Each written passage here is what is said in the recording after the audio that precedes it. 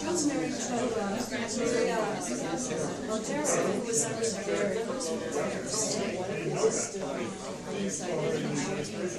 Okay, you ready? Yes.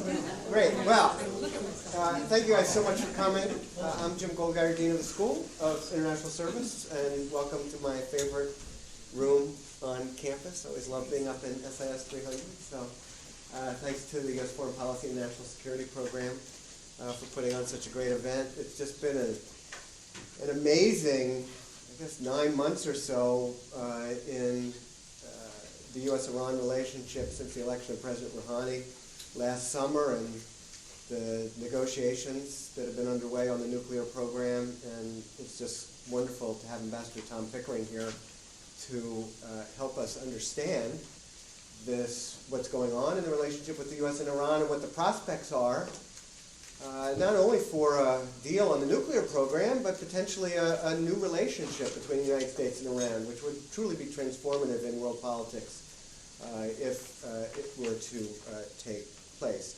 Ambassador Pickering has had an amazing career. I was saying, you know, a lot of times I get these bios before these events, and they're very long, and there are lots of paragraphs. This one's so short, but the countries where he has served as ambassador is the most extraordinary set of countries that I can think of.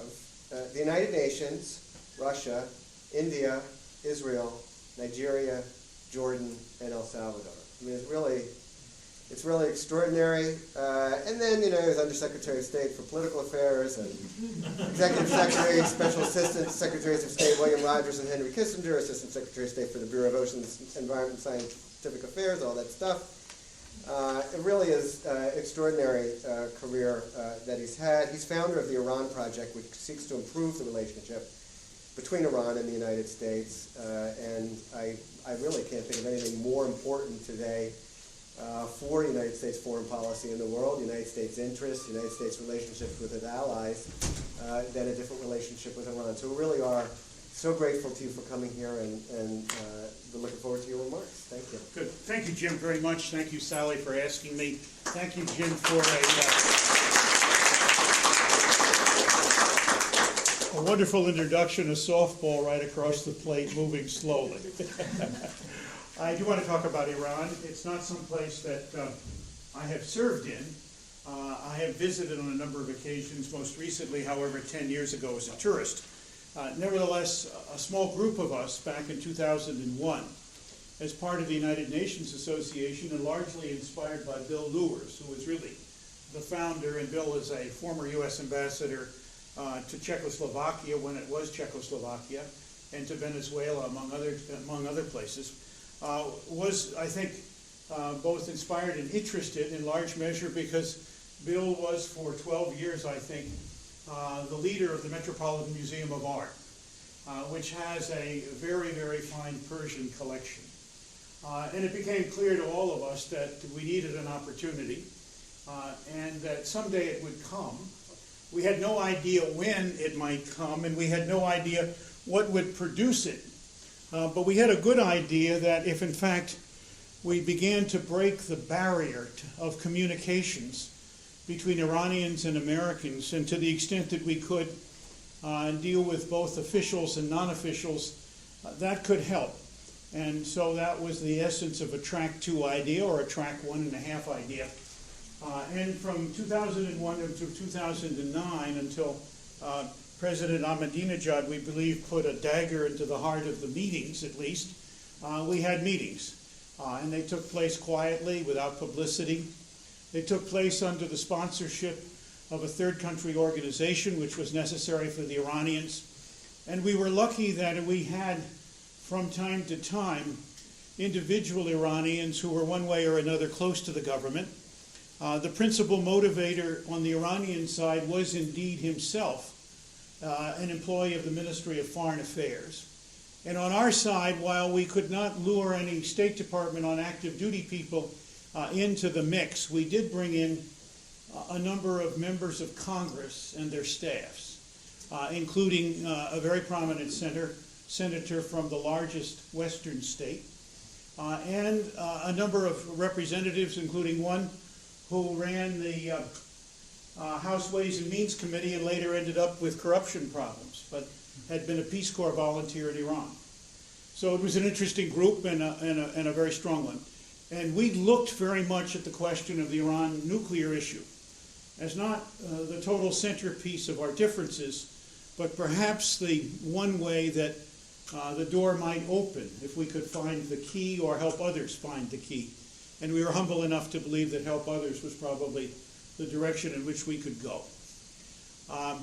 I want today to talk a little bit about the Iran nuclear program and some of the other areas of difference between the United States and Iran in particular. I'd then like to talk about the process and progress that has been made, and then the challenges for the future, not just in the nuclear program, but to rise to Jim Goldguyer's challenge, and talk a little bit about the panoply of questions that are clearly on any agenda of coming closer, the U.S. and Iran, with the idea in mind eventually of seeing whether some set of steps can be taken that will once again open the door to diplomatic relations on a normal level. And it is interesting because in this town, we have an Iranian interest section, an official representation of Iran down on Wisconsin Avenue in the area slightly above our street, which issues visas to Iran, and where Americans can go to get visas. And the Iranian interest section is part of the Embassy of Pakistan, that part of diplomacy which has been developed since the early 1960s, is a way that countries that have no relations can have relations without having to have relations in public. I guess that's the best explanation I can give you. And so normally, when relations are broken, countries choose a protecting power. In Iran's case, it's Pakistan. In our case, it's Switzerland. And when relations are broken, if there are things to be done and there is some flexibility, then perhaps interest sections is one of the ways to go. For Iran and the United States, the idea that Iranians could be here issuing visas is a useful one. I would just say one more word. The Iranians who are here are all dual nationals. And so they are citizens of the United States who retain Iranian citizenship and work for the Iranian government. And if you go down there, you could expect to be reasonably well treated, particularly if you have no bombs in your luggage. And over a period of time, maybe as we get to the end of my talk, we'll talk about how to get an American interest section in the Swiss embassy in Tehran. Iran was interested in nuclear questions long before the revolution. And indeed, the Shah, who was our chosen instrument and the darling of American policy in the period before 1978, was also inspired by nuclear questions and spent a lot of money, started a program perhaps in the 60s. And it was clear to all of us who have looked at that program over the years that he, more than perhaps Ahmadinejad or Rouhani, had a bomb in his future at somewhere. Saw it very much, I think, without giving it too much publicity, as something that any regional power that aspired to broad global influence ought to have in his backyard, if not in his closet. And so he did a number of things that we aided and abetted that in fact put him in a position where, had he continued, he certainly could have and probably would have developed a nuclear weapon. That all ended in 1978 with the revolution. I won't talk a lot about that. U.S.-Iranian relations obviously went into the doghouse and then into the deep freeze, in part because we had supported the Shah, in part, almost momentarily, because we gave the Shah refuge here.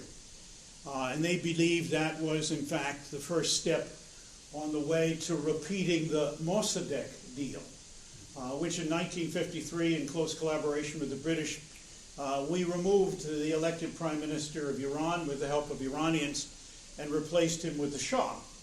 And that has been a preoccupation of the Iranian Revolution since those days. And that refuge for the Shah was a contributing factor to the students' occupation of the embassy. And I put those two on the plate only to tell you that they were the first in a series of activities and incidents that in fact drove home the wedge, if I could put it this way, in whatever it was that was separating the U.S. and Iran. And so we had, in effect, some 34 years of mistrust fueled by misunderstanding as the full characterization of our relationship. There were interesting intervals from time to time where we did work together. We worked together very quietly and militarily on our initial efforts in Afghanistan. There was no question at all that our moves on Iraq and Afghanistan, however considered or ill-considered they may seem to you from a U.S. national interest and accomplishment point of view, were in fact great gifts to Iran because they took their two most difficult opponents off the Middle East chessboard, at least momentarily, Saddam Hussein and the Taliban in Afghanistan. In the meantime, Iraq under Saddam had launched a military effort against Iran. There is enough, put it this way, uncertainty in the underbrush that one has to pass through before you get to the Iraqi attack to believe, in fact, that there were no angels and no devils, but some combination on both sides, but perhaps in part because he's no longer with us, in part because he's occupied a particularly evil place in the American firmament. Saddam bears more responsibility for that than the Iranian Revolution. After the Iranian Revolution, the Shah's program went into the hold box. Was not revived until after the war with Iraq that lasted 8 years. In part revived, I think, because the Iranians themselves were serious victims of the use of weapons of mass destruction during the 8-year war, principally chemical weapons. And they say they did not use them back, and I think the history will probably support that view. But at the end of the war, I think that a combination of interests led to the reviving of that program.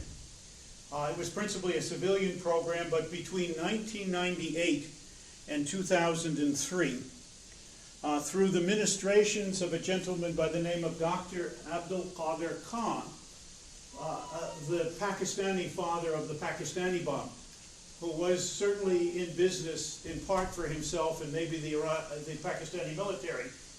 They acquired centrifuges, lots of equipment, and perhaps even a schematic of how to make a weapon according to the Chinese pattern.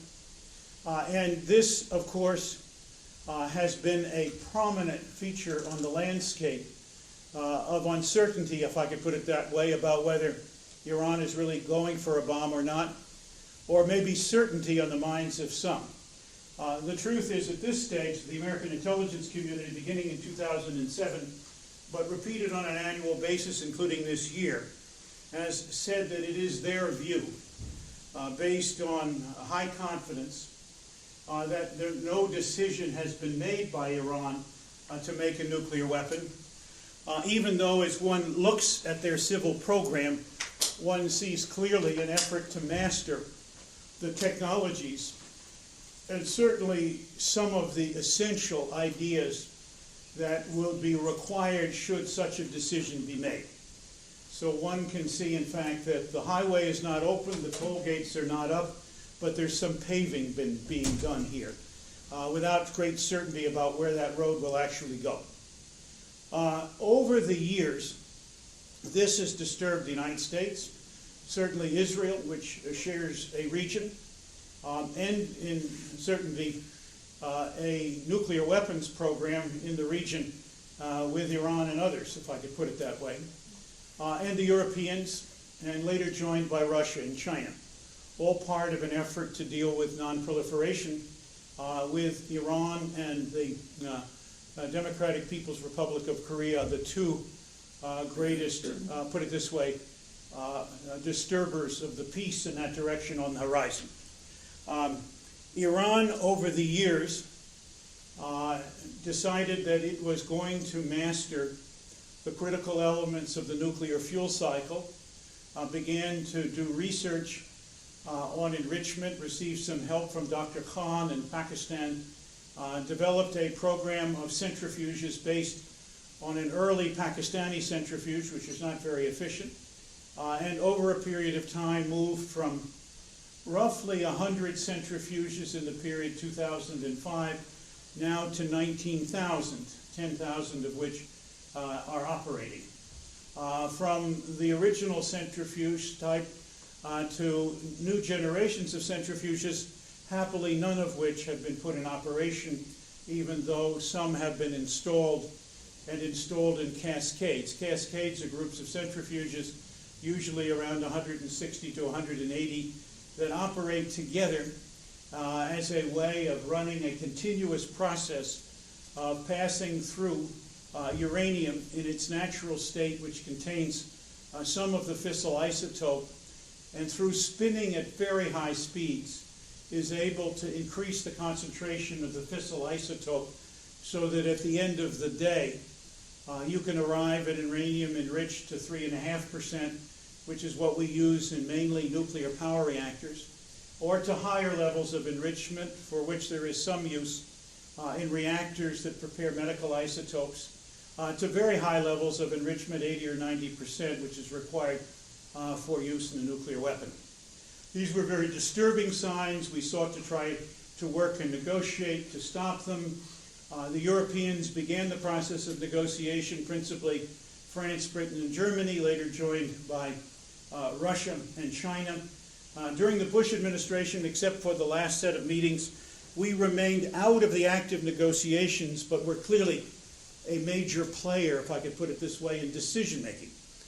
And one of the principal areas of division, which still exists, is whether in the end we could agree with Iran on a nuclear program that had any enrichment connected with it.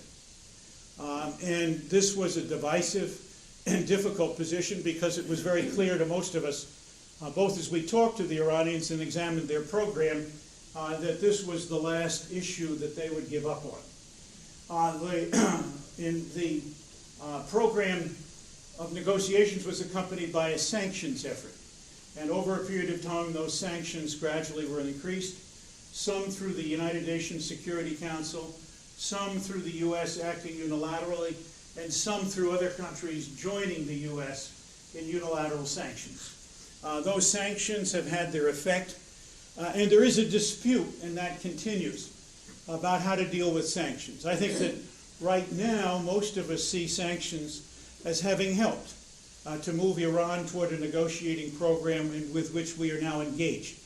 Others take what I would call the semi-Marxist view, that if you just keep increasing sanctions, you don't have to negotiate, because in the end, the Iranian posture you want will drop from the tree like a ripe plum. Well, this is a triumph, in my view, of hope over reality, and certainly something that at this stage doesn't seem to be very likely, but nevertheless, it is one of the things that informs a point of view on the Iranian negotiations, which is subject to dispute. Very quickly, let me say that the negotiating process up until the middle of 2013, despite the fact that it was from time to time after roughly 2008 enriched by the presence of Americans, was that there would be a long argument about when to meet and where. When that took place, that one side or the other or both would present some ideas about negotiation. they would almost always be rejected outright at the negotiating table, and we would be back to a 6 or 9 months process of trying to find a way to get to the next meeting. Not very encouraging, not very hopeful, nothing much really happened. Over a period of time, the United States then became aware of the fact that one way forward, at least one path forward, would be hopefully the creation of bilateral meetings. And the Iranians, up until the middle of 2013, felt that one way forward would be utterly to frustrate that and to somehow tantalize the United States by making sure that at every multilateral meeting it had meetings with everybody bilaterally but the United States. And so it wasn't looking very good. The shift came in the presidential election of 2013, in the middle of the year, when the Iranian Supreme Leader indeed endorsed 6 out of the hundreds who wanted to run for election. Included was Mullah Rouhani, who had a reputation in many quarters of being an individual who had intellectual strengths, educated at the University of Glasgow, a PhD, some understanding of the West, and indeed who then materialized that by running on a platform in which he said basically Iran needs to find a way to become part of the international community, and dealing with the nuclear program is the route to do that. He received on the first ballot, even by Iranian counting standards, which are sometimes less than totally faithful to the truth, 50.2% more or less of the vote. He was therefore elected president on the first ballot, and seemingly by popular demand, and seemingly against potentially all odds, because until 3 days before the election took place, all of the smart betting was on other candidates. The Iranian people spoke happily, and Rouhani came forward.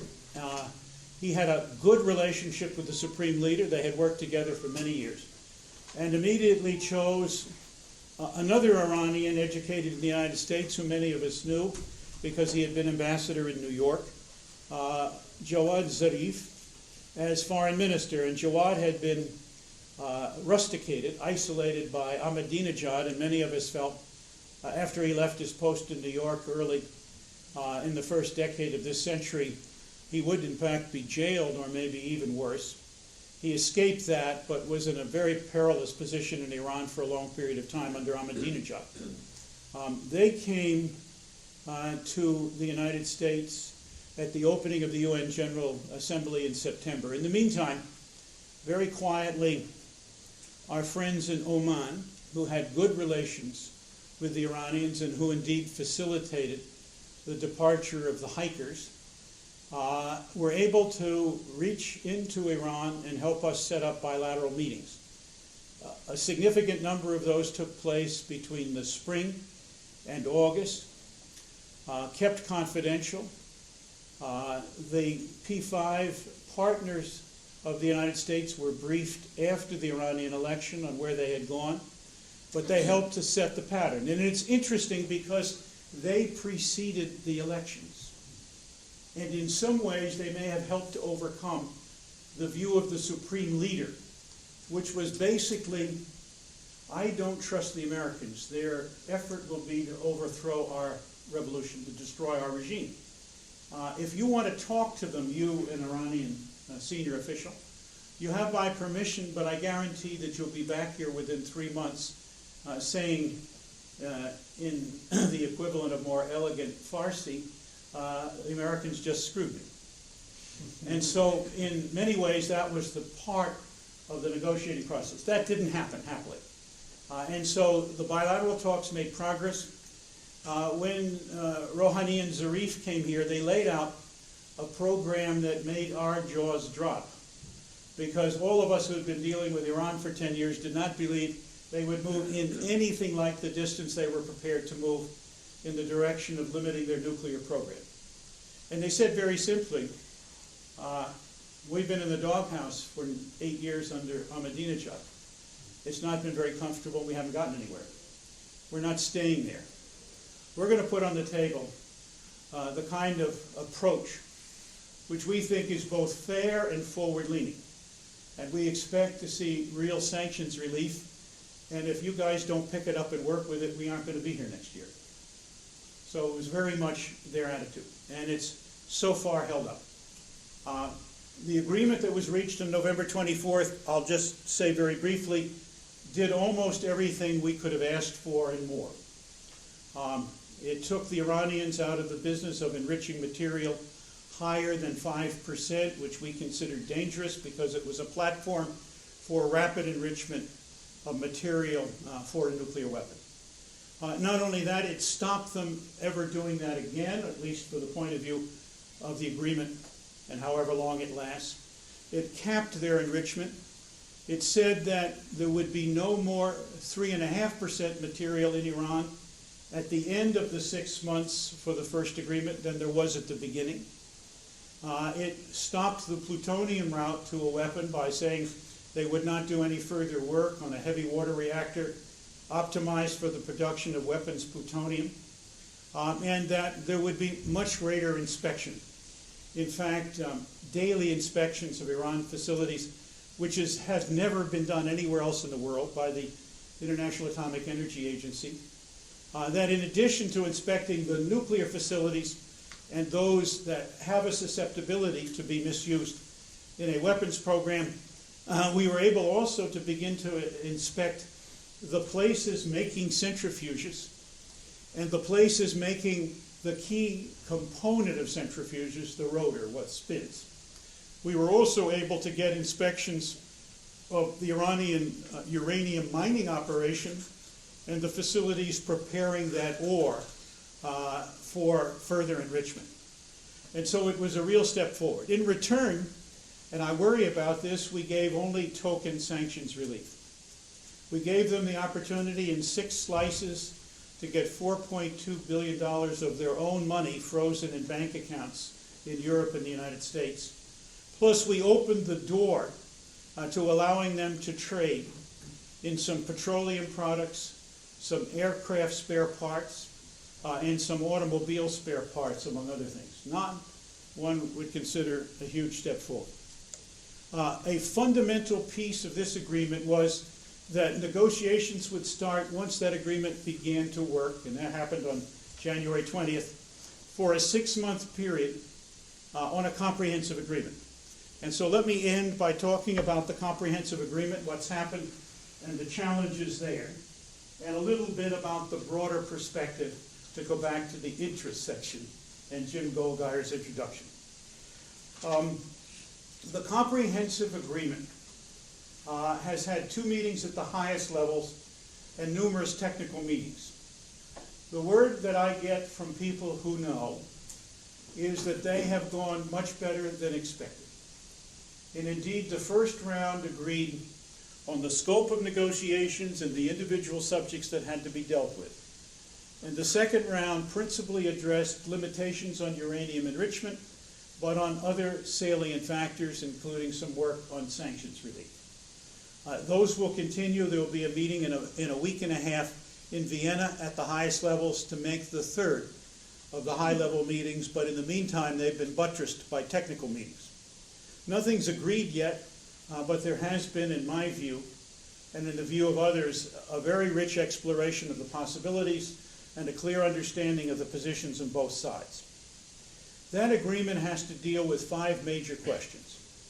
Limitations on uranium enrichment, whether there are limitations on the number of centrifuges, the way in which they operate, limitations on the amount of output of each centrifuge, and where they might be located. In addition, the second set of arrangements has to do with the future of the plutonium-producing reactor.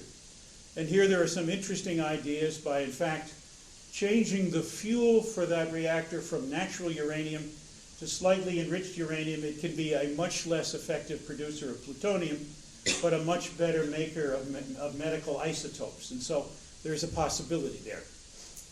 The third set of activities has to do with inspections and how and in what way they can be made more pervasive and more permanent. One of the ideas is that Iran will adopt something called the Additional Protocol, something that the IAEA put together in the 1990s, but it essentially permits challenge inspections or request inspections rather than inspections of nominated facilities. And so that's a new step forward, particularly if the Iranians were to have any ideas of moving to a clandestine program.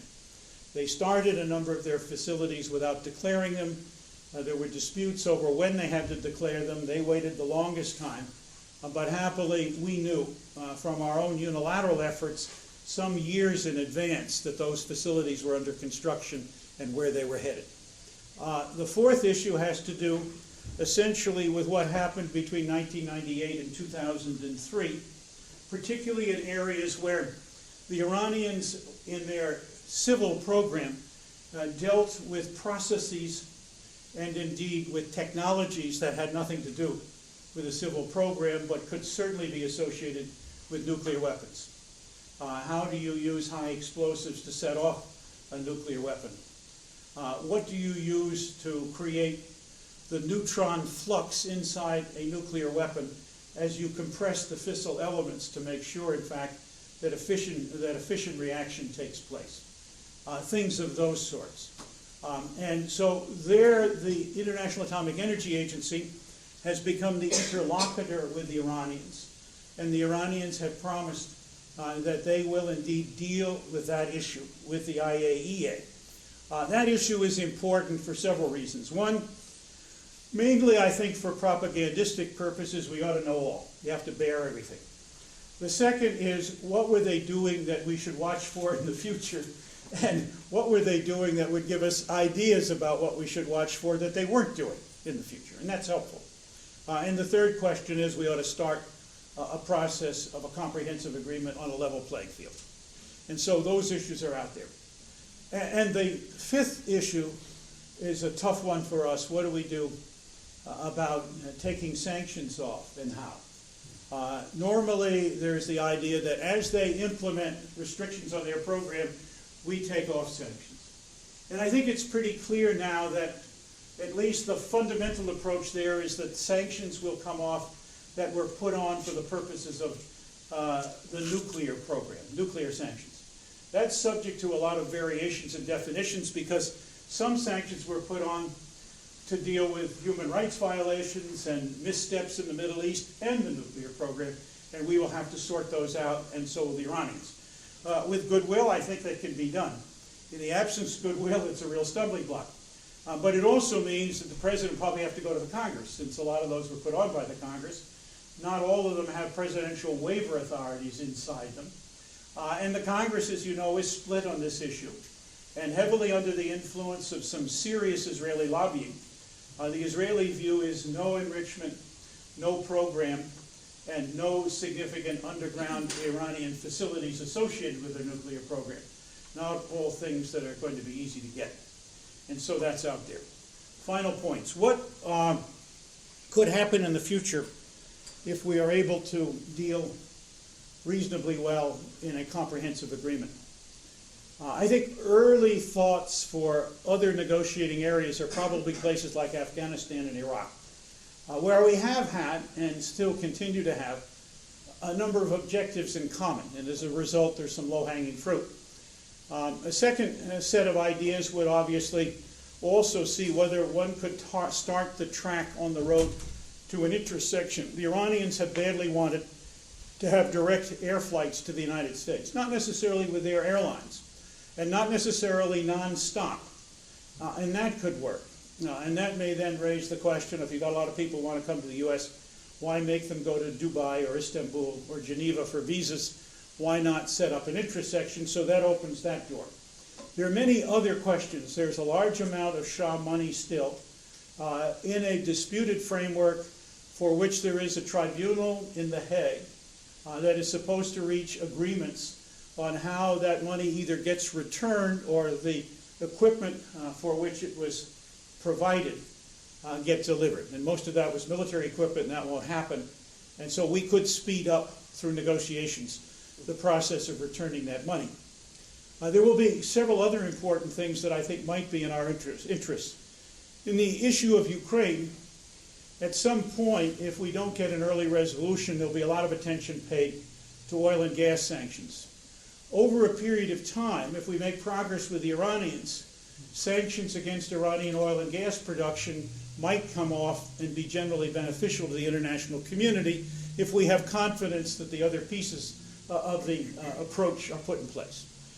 Next, there are certainly serious U.S. sanctions potentially on Iran, either supplying oil and gas to Pakistan and India, or being the route for oil and gas from Turkmenistan, which has perhaps one of the largest reserves of gas in the world, coming down through Iran to Pakistan and India. Pakistan and India face serious energy shortages.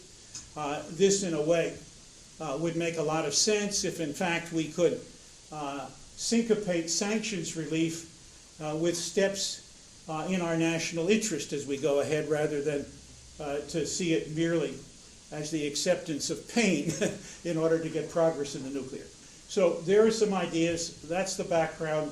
I'm delighted to be here. Now I open the floor to your questions, comments, criticisms, whatever. Thanks.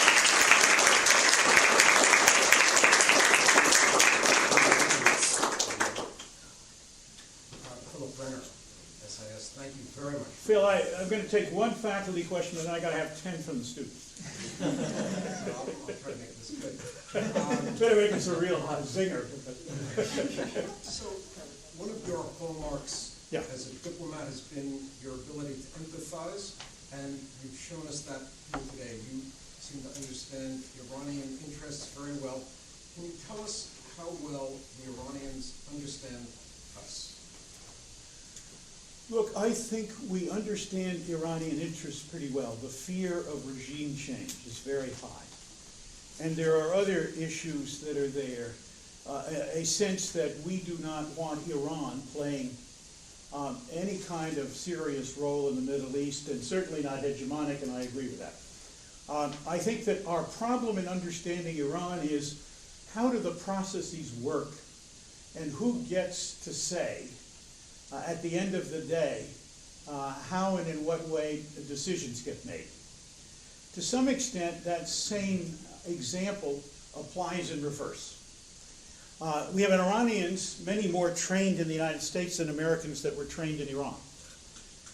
And with a great deal more English language linguistic capability coupled with really quite serious knowledge of the U.S., its politics, and how its government works. Whereas we have some Farsi speakers who are reasonable at interpretation, but not in analysis and assessment necessarily. And we have Iranian Americans who have some cultural insight in both directions, which are very helpful. I think the Iranians probably have a pretty good idea of the U.S.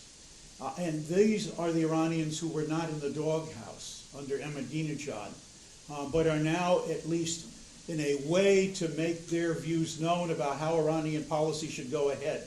And I think their understanding has been pretty good. When you come to the United States, as they did in September, and said, we're going to knock your socks off, but we expect to have ours knocked off, they have some understanding of what the last 33 years has been and how to use that, if I could put it that way, as a lever for change and as a way of getting off the table, as much as they possibly can, the old litany of suspicion that characterize our relationships and is still there, and obviously is still going to be part of the process of seeing whether we can get an agreement, and even more whether we can get an agreement that in fact passes through the processes in the U.S. government, both legislative and executive, to allow us to implement it. And so those challenges are still out there, but I think they understand that. They have come forward and very much said, look, on sanctions relief, we want to deal with you. But we don't want to deal only on presidential waivers, which we know you can snap back on pretty quickly. We'd like to see some congressional action getting them off the table. Well, they know that's harder, but I think they know that there's not an insuperable barrier there. And they may not know that that dyspepsia about Iran in the Congress is about as rampant as any minor disease. And that at the present time, if a president even made a mistaken statement about wanting more sanctions on Iran, he could have it even before the words got out of his mouth. So they need to know a little of that. They have said, too, that for them we have to understand. They put a lot of money in this program. So they're not about to go around destroying large quantities of equipment. And so we've begun to think, particularly those from the outside, what about mothballing and freezing and shelving? And I think we can get there through concepts that make it very difficult for them to achieve what we're most concerned about, is a rapid breakout from their civil program to their military program. And the first agreement set that back, probably from something like 4 to 6 weeks to 3 or 3.5 months. And the next stage probably will have a target of somewhere between 6 months and a year. And that will be, I think, where we are. They don't agree with that target, obviously, but they have agreed that, very importantly, in the joint agreement of November 24th, that we will both agree together on an Iranian civil program, and that will be the basis for future limitations. A big step forward, a very important one. Thank you. Yeah, thank you. So you've painted a very nice picture historically of these conversations and negotiations, but I'm wondering if you could talk to some of the incidents that may have thwarted some of those efforts, like Stuxnet's and the Israeli assassinations. Yeah, no, I think that my view here is this is hard enough on its own. I didn't have to give you all the other reasons to believe it was hard. But let me talk about them. On the Iranian side, shortly after the revolution, a lot of Iranians of moderate persuasion, but in exile in Europe, disappeared. That we're pretty sure that, in fact, that was the regime. That over a period of time, lots of Iranians were in prison, and that Evin prison, in particular, notoriously, was partly a killing ground. And as we all know, all revolutions sometimes, through various parts of their process, tend to destroy their supporters or people who have differences. On our side, certainly, we shot down an Iranian civil airliner over the Persian Gulf at a time and under circumstances where, while it was clearly a mistake, we, in a ham-handed way, decorated the people who did this and gave them combat medals of some kind, which clearly, in the tone of the time, was perfectly acceptable in the United States, but very worrying in Tehran. The Iranians attempted, as this confrontation grew, to sow the Persian Gulf with mines at a time when the Iraq-Iran war was still going on and afterward, to help Kuwait, which had no way of defending its fleet of very large tankers. We reflagged them and put them under U.S. flag. When one of those was attacked, we destroyed a number of Iranian oil production platforms in the Gulf. And so it went on. There was no question all the Iranians were mining, and we had no doubts that we were prepared to destroy their oil platforms. Over the years, we have seen the Revolutionary Guard Navy under Saddam after the war provide shelter, we believe probably because they got paid off, for ships moving Iraqi cargoes of oil in contravention to the sanctions which were put on in 1990 as a result of the Iraqi invasion of Kuwait. And so I can go on. There's a lot of garbage strewing the pathways. Certainly, I believe that our major cyber campaign against the Iranian nuclear program had an effect, but not as much as we'd hoped. We clearly partnered with Israel in that, at least if you read the newspapers, and I read the newspapers. There were assassinations. My own view is that they were in some ways contracted, probably using the Mujahideen-e-Khalq, a Iranian revolutionary organization which assassinated Americans right after the revolution, and then fell out with the current theocratic leadership, joined Saddam Hussein and fought with him, and are now in a camp in Iraq, but provide a source for people who want to have Farsi-speaking agents in Iran who are prepared for their loyalties to that organization to earn their pay, if I can put it that way. So we're in a mess with all of those things. They won't go away right away, and they do throw a cloud over the problem. One could, in a similar way, maybe in a less detailed way, one could have, in late 1970, early 1971, cataloged our problems with the PRC before the door opened. To some extent, there is a catharsis in that process. And to some extent, I think it's helpful that as you're able to open the door on a process long vexed by tension, differences, negative actions, and all the rest, you somehow get a feeling that as you relieve that and people's behavior improves, you have the beginning of a somewhat better relationship, sometimes better than old stagnant relationships in which the problem has never been addressed in a serious way. See if you can find a solution to the issue. But a very good question, and I think clearly there's no loss in either sides, and I thank you for the opportunity in terms of the question to let you believe that I don't have a totally one-sided view of this problem. I'm as schizophrenic, as confused as I am on Arab-Israeli peace. Okay, sir in the middle. First of all, thank you for being here and taking some time to talk to us. My name is Jose. I'm a senior at SIS here, and I'm also a Pickering Fellow.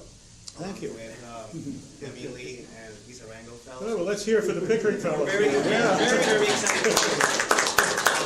And I just wanted to ask you. By the way, I don't provide any money for that. You can ask any question you want. It all comes from your Congress. How do you think the large influx of political appointees that have been cataloged often as unqualified recently could challenge policies, the very sensitive policies like the Iran easing of sanctions against Iran? Well, I think that you may be linking two things that don't necessarily always come together. I don't think bad policy is necessarily a product of political appointees. And I have some political appointees sitting here looking at me, so I'll be careful to say that I don't believe all political appointees have two left feet. There's a difference. And my sense is that inevitably, as administrations come on, loyalty to the president growing out of the electoral process is a part of life and reality. It can't be in some ways dismissed. Over a long number of years, certainly beginning in 1924 with the establishment of professional foreign service, the professional people have attempted to combat the notion that because they worked for one administration, they are necessarily totally politicized. And I think over time have done that fairly well. There are ways in which that's been handled. Sometimes very senior people from the career service in one administration go to the field and become ambassadors in the next. And I think that works. Some have been kept on. A remarkable example is Bill Burns, the current Deputy Secretary of State, who was certainly in the Bush administration as Undersecretary of State and stayed on. And so accomplishments, professionalism are the watchword, and hopefully they can move ahead. I do think that as American foreign policy tends to move toward ideology as opposed to analysis and assessment, we have run the risk of getting ourselves into deeper trouble. Now, the people who profess to be guided by ideology are not uniquely political appointees, but sometimes that portion of the disease is a little more virulent there and catches on. And I think that when you put aside analysis and say my analysis is already determined by my beliefs, and my beliefs are paramount, and my beliefs tell me that I should go this way, when rational analysis can take you in a number of different other, perhaps more valuable directions, then we're in trouble. And so I think those are part of the problem. Now, if I had the opportunity to come here and teach a class, I'd spend an hour on this, but I won't. But I don't know that in fact we have necessarily victimized the Iran policy by this. I think we've been more victimized by some of the other things that I've said. Actions on both sides, subject to interpretation, some of it true. That in fact has created, put it this way, a sense of deep suspicion and mistrust and misunderstanding. And you can't overcome that by saying these guys are all right, and they'll come and play the violin, and they'll be happy, and sing songs to you, and everything will be okay. It has to come out of serious actions undertaken, often with pain, to convince the other side that you're ready to have a relationship that will be on a different basis than they had presumed. And both of us are doing that. And so we're in the middle of it. And we have to be very careful. We face now a very interesting problem. President Rouhani is proposing to send to the UN as an ambassador a gentleman who's been linked with the embassy takeover. I don't know to what extent, and I don't know what he did. I do have, and he's been a very successful Iranian ambassador in places like Australia and elsewhere. And while we don't have a veto in the UN over the UN's acceptance of this gentleman, or indeed any ambassador to the UN, or any diplomat who comes to the UN, we have to issue a visa.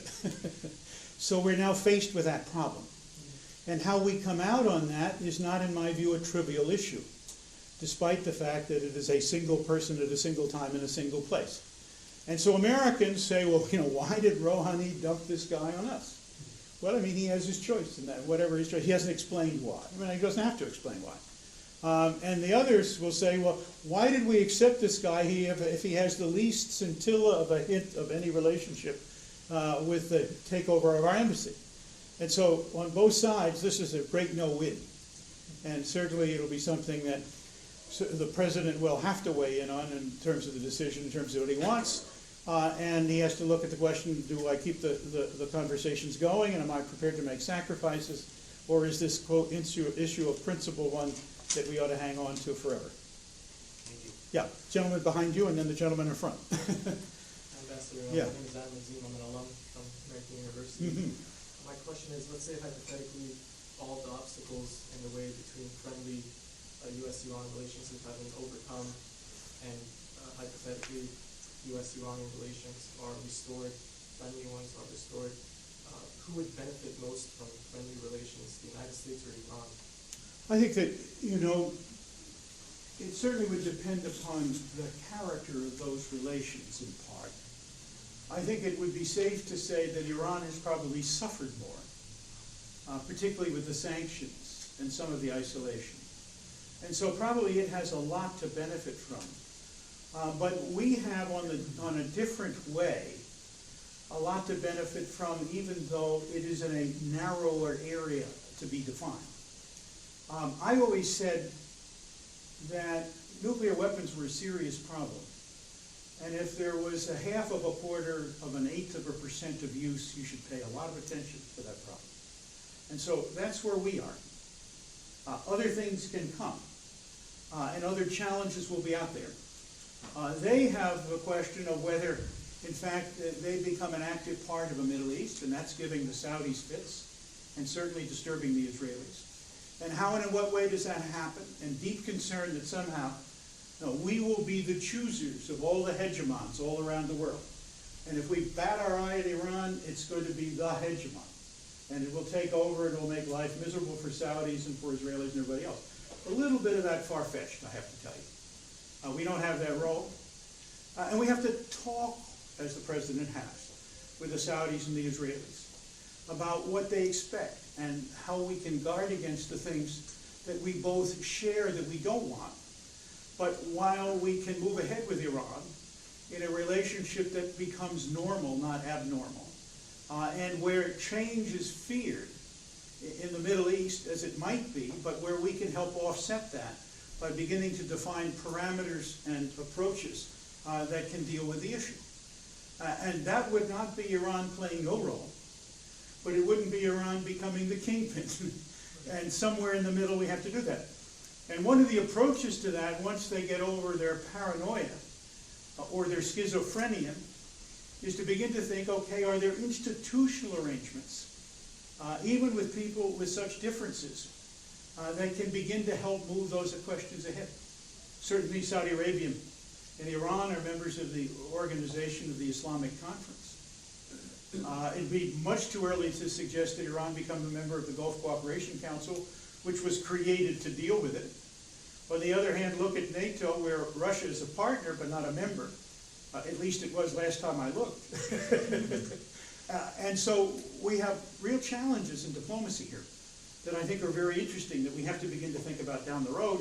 And of course, now is the time to think about down the road. Yes, sir. John Stowell, graduate of the U.S. Foreign Policy. To kind of go with what you were just talking about, does the United States need to fundamentally change its commitments and alliances with Israel and Saudi Arabia to develop normalization with Iran? Essentially, are we too close? No, that would scare the bejesus out of the Saudis and the Israelis. And That's exactly what they want to stop. And secondly, do you think normalization is a realistic option, as you were suggesting earlier? For example, the Joint Plan of Action you suggested was fairly successful. However, our sanctions relief, in your opinion, was too little, yet we do have congressmen who are saying that we have been negotiating from weakness and we need to be much stronger. Sure. No, I think that over a period of time, it's incumbent on any administration to convince those congressmen who don't agree with it that either it's a better way to go or they don't have the votes, or both. And so I think that's the challenge that's out there. I can't believe, in fact, that permanent enmity, particularly with a state of 80 million people with large technical capacities, sitting on a large pool of oil and gas, is necessarily a situation which is ideal and we want to continue to perpetuate. I don't think those who believe that military action against Iran is a preferred and advantageous course, in my view, have anything to do but begin to re-examine the possibilities that will lead us to a much wider and much less fruitful war than those great fruitful conflicts in Iraq and Afghanistan. Ladies. There, okay, please. So I think it's an understatement to say, oh, by the way, Caroline, I'm first year. Understatement to say that there are a lot of voices in American domestic politics that have an overwhelming view, negative view of Iran. What kind of effect does that have on our relations when we're just looking at foreign policy? Well, I think that that's right, but I think there are even more who don't have any view. And sometimes that's good news, particularly when a lot have bad views. And I think at some point, a president will have to do, as he always does, as he begins to make more progress here, is to begin to speak out and tell the public why he's doing, what the advantages are, and the direction in which we intend to go. And I don't think that I find a very large percentage of Americans so dug in that they think that the only real alternative is military action against Iran. And I find even fewer who believe that that would be quick, easy, and productive, or that it would be fruitful.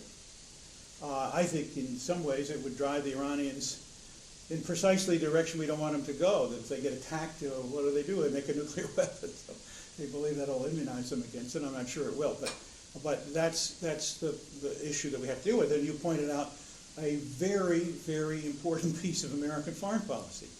You can't make foreign policy without an eye on domestic policy. But I tell you, there's a corollary there. You can't make a successful victory in all of your domestic policy efforts contingent upon foreign policy that goes nowhere. You've got to have a mix. And you've got to take some risks. And that's hard. Yes, sir, behind you. Hi, so we talked a bit about the discomfort that our partners in the Middle East have with this process. But I was wondering what you have to say about the Iranian perspective. How cognizant are they of the sensitivities involved with Saudi Arabia and Israel? And also, how willing are they to kind of exploit these negotiations to change the nature of our relationship with our partners? I think they are. I think that Rouhani's first foreign visit was Saudi Arabia. They've had a number of talks. They have a lot of repairing to do. There is, in the Islamic world, an absolute necessity to have a veneer, however thin, of amicability, which overlays the deeply felt differences that exist. And they rarely, if ever, break out. When they do, they're very hard to repair. So on this particular issue, that can, I think, be helpful. Behind it, however, are other differences. You don't have to be a visitor for very long in Iran when you get a deep sense of disparagement about Arabs. It's a racial prejudice, and it's fairly deep. And similarly on the other side. And so the Persian-Arab competition is there, and it won't go away early. Similarly, there is a Sunni-Shia issue, now I think made much more trenchant by the problems in Syria and in Iraq, more than I think we have seen for some time. But there are Shia minorities all over the Sunni world, despite the fact that, with the exception of Iran and Iraq, perhaps, there are very few of the states that are dominated by Shia majorities. And so that has to be settled. But not all places with Shia and Sunni are at war with each other. And not all of them have internal contradictions that have broken out in fighting. But that's a set of questions that we face as a country. And we should not, in my humble view, choose friends and partners purely on the basis of religious affinity. We should get out and stay out of that fight if we possibly can. We don't have, to use the old American expression, a dog in that fight. Not one that I think is particularly apt for Arabs. But I think it's an expression that best captures the notion that there are plenty of things that we can stay away from. I think it is very important for us to do everything we can as we move ahead with Iran to encourage the Iranians and their Gulf neighbors to talk. And I think to begin to look at questions as to where they're going. I think that we have to do everything we can to fill them in, particularly the Gulf states, on what our objectives are. After all, our principal objective is making sure that the country they profess to fear the most doesn't get a nuclear weapon. Is that something that's so totally negative to their interests? Now, the Middle East is a wonderful place, and I think if you spend any time in the Middle East, you know the affinity for conspiracy theories. And sometimes conspiracy theories can overcome reality the way ideology can overcome logic. So we're seeing some of that play out here, too, that we have to be careful with. But it doesn't mean we can fight that with more conspiracy theories. You got to be careful. Yes, right here, please. I have a question more on the broader subject on the practice of diplomacy. The number of countries that we interact with has broadened drastically in the last half century. And my question is, do you think that personal relationships, I would like to know how much of an impact you think that personal relationships between members of not opposing delegations, but people on either sides of the table, how much of an impact that has on the outcome or the end result of a discussion?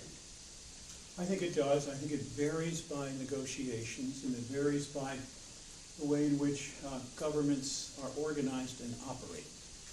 So point number one is that almost all American negotiators find it much harder, or quite a bit harder, to deal with Washington than the people on the other side of the table. Secondly, in some countries, there's a lot of trust with the negotiator. He may be a close ally of the president. I saw this best in the UN, which is not a permanent negotiation, but there's a huge amount of negotiation takes place. And the smart countries that were small, who had an outstanding person to send, always punched above their weight, always pulled together the caucuses, always made the points happen. Some not in our interest, some in our interest. We didn't necessarily win or lose on that, But it did give us, as a tactical approach to dealing in the UN, the absolute necessity to know who these people were, to start working with them, start understanding where they're going. The UN is, in my view, like a legislature. And a lot of the things that happen come out of that kind of relationship. And their personal relationships are very important. But I think all around, I don't know anybody who has been a diplomat, who has had any success as a diplomat at all, who didn't understand first and foremost that your ability to have a set of personal relationships with which you could work was absolutely critical. I was very lucky when I was in Moscow that the man who, in fact, was the primary mover and shaker on American relations, had been there 12 years, was a guy you could go into his office with. And the Soviet system, which was still kept up, is he has an outer office to meet his guests. But we had a convention. When I went to see him and I had something that he and I had to talk about alone, I said, "George, can we go into your office?" He knew right away what that was. We went into his office alone. I don't know how many bugs there were. That was his problem, not mine. But we could sit and talk and say, "We've been thinking about this problem, so have you. Here's a direction." And he usually wanted me to tell him the direction. It was interesting. And then he would say, "If you make these changes, I can bring all of the folks that we have to have, the military, the intelligence community in Russia, and the foreign ministry along. I think this is the way to go." And I would have to go back to Washington and say, "Can we make these changes?" And we would negotiate that out. But it was an unusual relationship, one of the best that I've had. And it lasted through my entire 3.5 years plus in Russia. But it was just a product, I think, of the fact that he'd been laboring under huge burdens for 8 of those 12 years to try to get something done, and he saw the opportunity now, and things had kind of opened up, and he could be a real diplomat. And that made a huge difference. So there are many different examples in many different places of how you do it. And there are all kinds of ways to solidify and establish these relationships. Sometimes it's through social activities, but not always. Sport, sometimes through, common personal interests. Sometimes just being able to get things done together does that. Thanks. Yes? Hey, Professor, thank you for your time. To speak a little bit to your parallel about your experience in Russia, you were mentioning all the different aspects that your counterpart had to bring to the table. Could you talk briefly about President Rouhani's his political, tenure and where that stands, and then also the other parties that are involved in the Iranian form? Yeah, that's terrifically interesting, and it's something that I probably should have tried to include in the talk.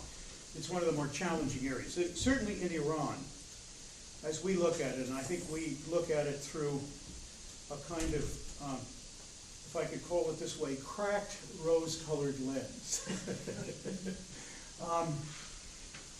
Rouhani has to continue to retain the confidence of the Supreme Leader. The Supreme Leader is certainly the guy who makes the last decision. But interestingly enough, Khamenei, the Supreme Leader, wants to hear quite clearly from various players before he makes the decision.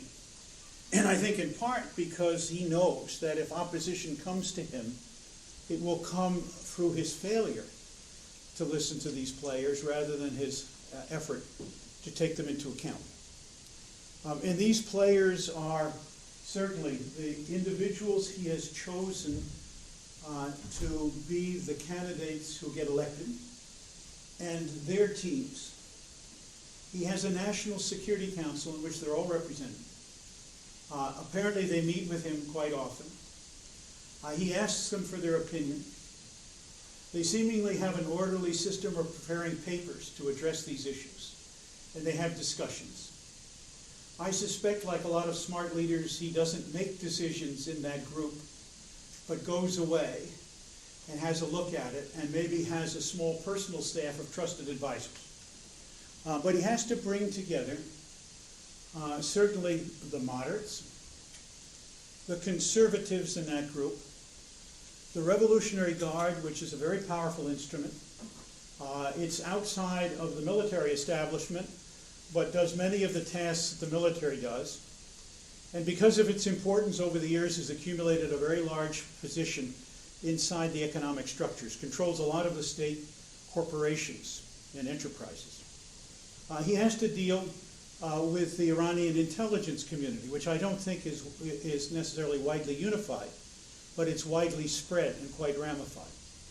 He has to deal with the councils of government that have been established essentially to be the kind of monitors and protection of the regime, and people whose view is probably more influenced by theological questions and arguments than it is necessarily by practical ones. And so he has a real problem, in fact, in dealing in the Iranian context with religion, which has certainly ideological facet of significant importance. And these kinds of things are all out there. He has to deal with the bazaris, the merchant class, which played a very significant role in overthrowing the Shah. And while they're not all united, and they're not all there together, and they have been winnowed for the ideologically less enthusiastic ones, he has to tap in particularly on economic questions when they come along. And so he has a big task to do when certain questions come along and how to go. And I think that's there. I think there is also, probably from his position, the delegation of what he might consider second-order tasks to various ministries to carry out on their own. Things that he may not want to hear about.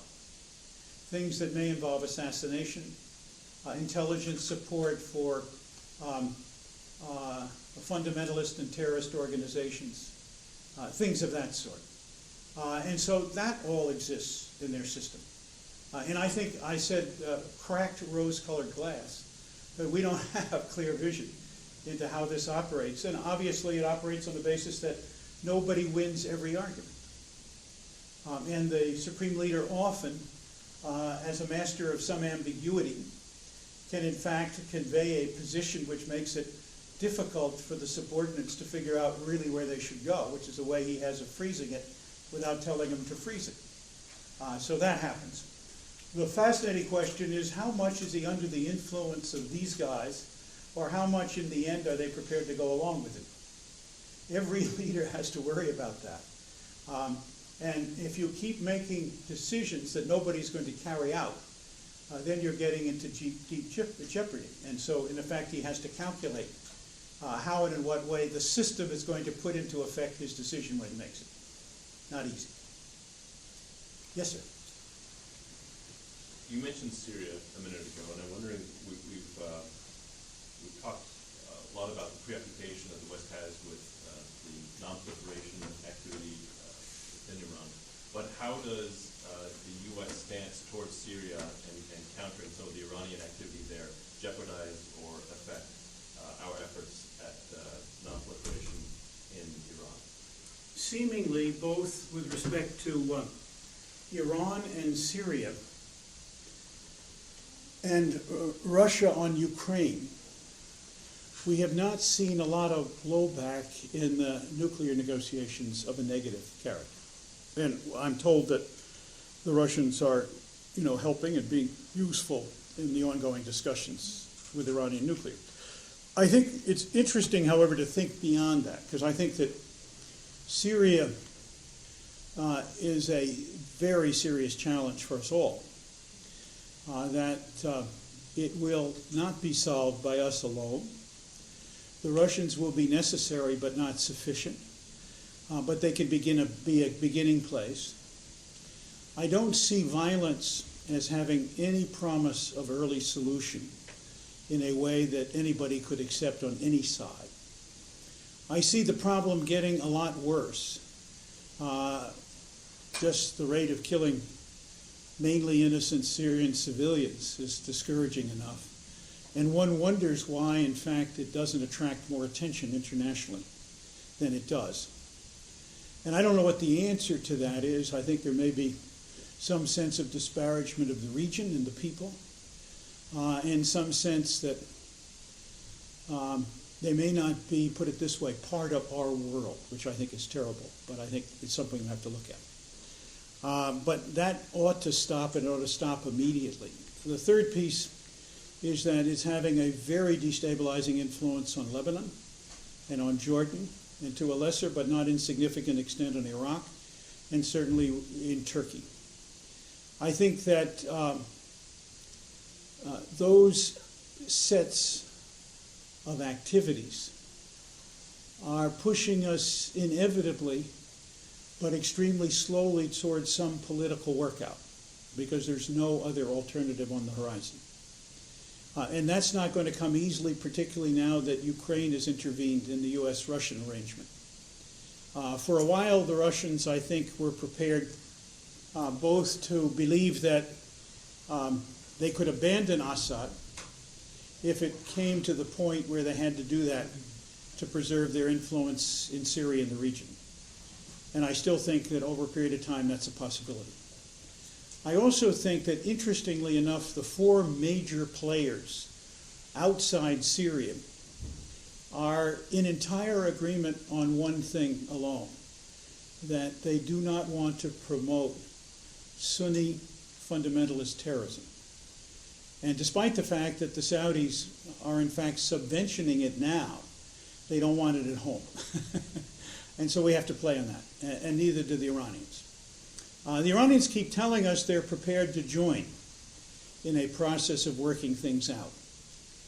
For me, in the largest possible scheme of things, I think there are two or three major developments that have to happen, and they won't happen soon.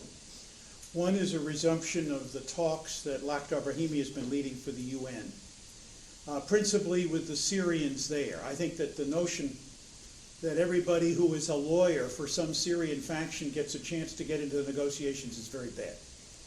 Brahimi has to, in fact, see whether he can use those people and any areas of agreement to influence the Syrians inside the room rather than to become their lawyers. The second is that the ceasefire idea has to be promoted.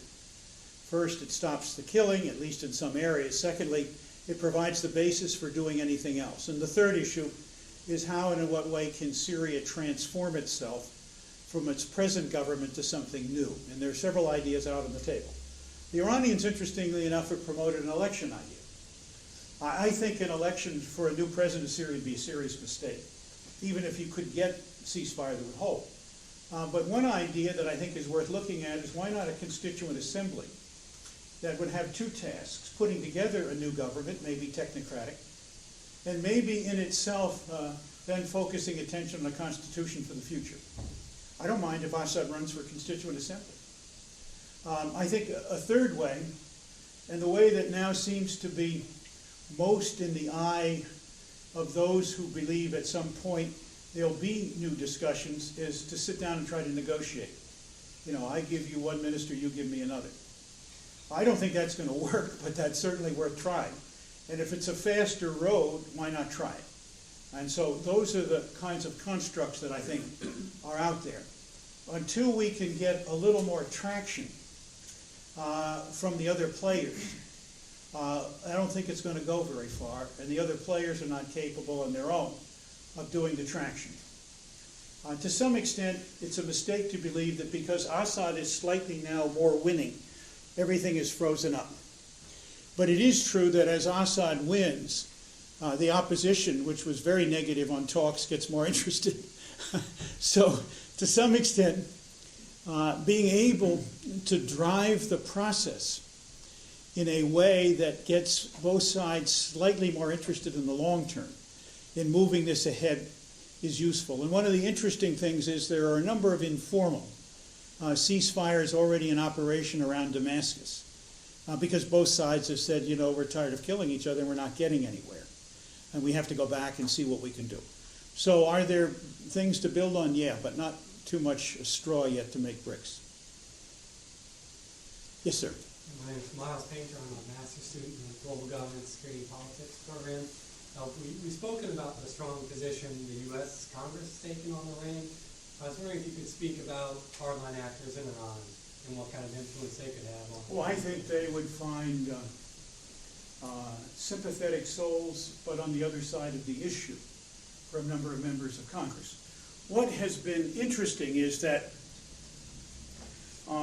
the Menendez-Kirk bill, which was essentially the threat to the continuation of negotiations on a successful basis, I think grew out of an effort that in one way could present itself as inspired by equanimity and justice. That if sanctions were working, why not more sanctions? Simple proposition, you know. It's the opposite of what Einstein used to say. If you keep on doing the same thing and expect a different result, it's the definition of insanity. So, you know, why not? But the truth was that they didn't tell the truth about the legislation, unfortunately. And they kept saying, well, this legislation won't have any effect until, you know, 60, 90, 120, whatever, 6 months until the thing is over. The truth was that the bill was impossible to read without 6 other pieces of legislation, but if you plowed through it, you found that it instituted a whole bunch of sanctions right away, gave the president waiver authority, but in a very narrow channel. And that was the out, that the president would naturally waive all of these things, whatever the political cost. So it was a part of partisan politics on the Hill as much as anything else. Where it failed, interestingly enough, was that it started off with a tremendous surge. And I won't mention the lobbies behind it, but I suspect you've been in Washington long enough to figure that out. And I think that they wanted to go, and they wanted to win. And a lot of Democrats signed up to it, and then a number of us and other people, because we were not alone, came by and said, Senator, did you read the bill? And of course they said, well, of course we read the bill. And they said, well, do you understand these sanctions go into effect immediately? No, they don't. And I said, well, how do you know that if you read the bill? And they got embarrassed. So they got their staffs to read the bill, which was a big step forward. And then they came up with, I thought, a wonderful ploy. I loved it. They said, this is a terrific bill, and it's just the right thing.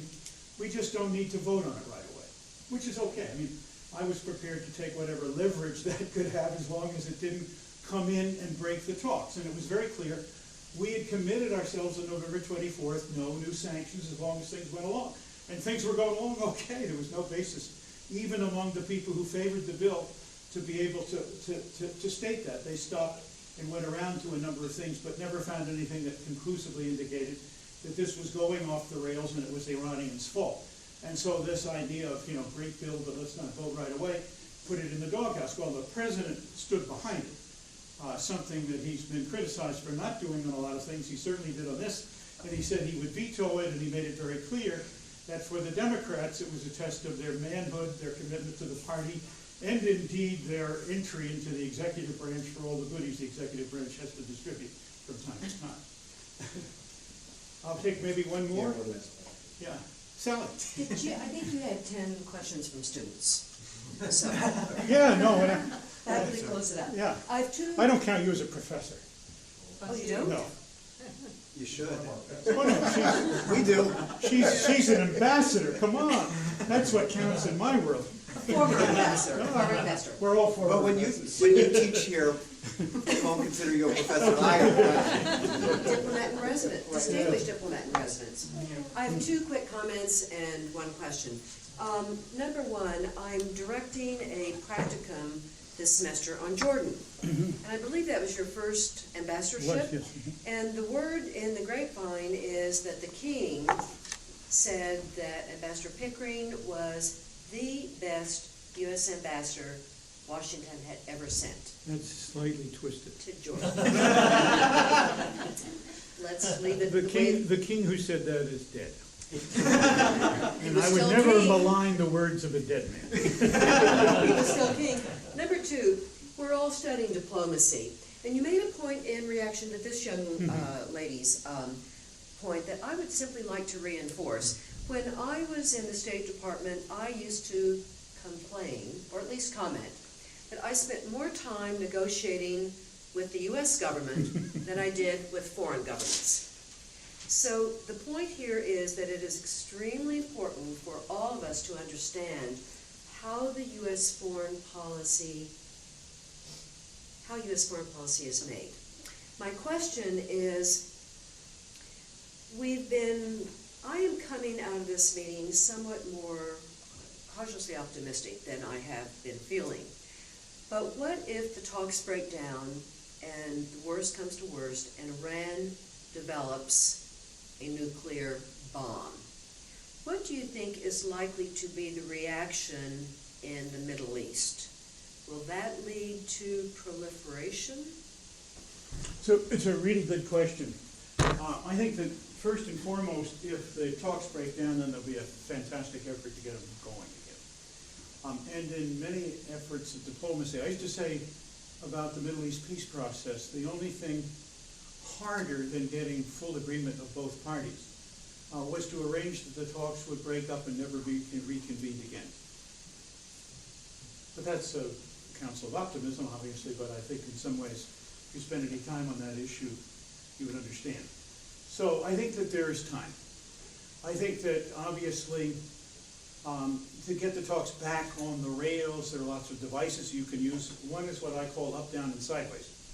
So up is that if you're not doing very well in a set of talks, and you can find a lot more things to put into the pot to convince the other side that they're getting a great deal, you do that. Down is interesting because if the talks are already too complicated, what diplomats often say is they have too many moving parts. Then you pick one where seemingly everybody could come together without a lot of extra barnacles on it and start with that. And sideways is that you go to something entirely different, maybe not even part of negotiations, and put another Benny on the table or take one off, but totally unrelated to what you're dealing with, and maybe even not admitted on the side as a way of pushing the process in. Then I think finally, we have said to the Israelis, and certainly the rest of the world, we're not going to permit Iran to have a nuclear weapon. And that clearly involves the president in doing whatever he has to do with the idea in mind that since everything is, quote, on the table, he would be prepared, presumably in the last analysis, to use military force. And whether military force could block that or not is a different question, but certainly it could hold that in some position where it was a lot less effective.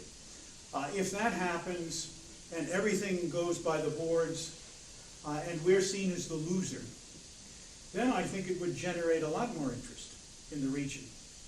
If Iran has one, we got to have one. It's a serious problem because the essence of our non-proliferation policy is that the more people who have the capacity to decide to use nuclear weapons, the more likelihood is that they're going to be used often through accident, miscalculation, misjudgment, and so on. And that's very bad because breaking the iron, put it this way, bonds that surround the use of nuclear weapons, which began on August the 9th, 1945, in a military conflict, is opening the door to all kinds of unpredictables as we go down the road. So I think it should be considered seriously.